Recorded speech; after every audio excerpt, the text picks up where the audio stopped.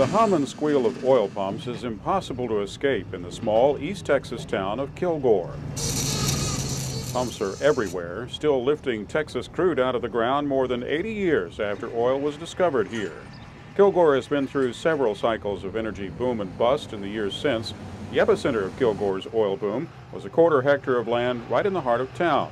So much oil was pumped out of this one city block, it came to be known as the world's richest acre. Bill Woodall is the editor of the local newspaper. There were well over 1,000 derricks inside the city limits of Kilgore. Literally, the skyline was dominated by derricks. The backs of buildings, they just knocked them off. And that's what happened here. They knocked off the backs of the buildings and set up derricks and drilled wells. All that oil money meant bigger churches, nicer homes, a library, and a theater seating 900 in a town of just 10,000. But there have also been challenges. To this day, oil pumps, tanks, and pipelines take up so much land that Kilgore has a housing shortage, and the roller coaster economy makes it hard to build more. Kilgore's mayor is R.E. Spradlin. The last 4 or 5 builders have come in and put in a housing addition. 4 out of the 5 went bankrupt.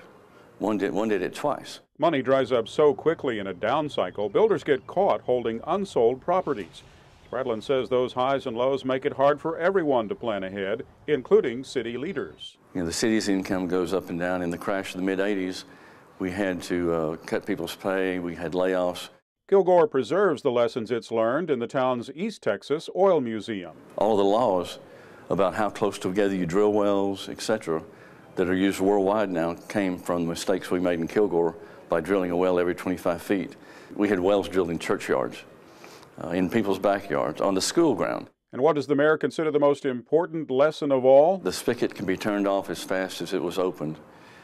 Don't get used to the money, put some back, and just realize that it's going to slow down at some point. It always does. America's newest boomtowns are calling Kilgore now for advice, and Spradlin says he's happy to help.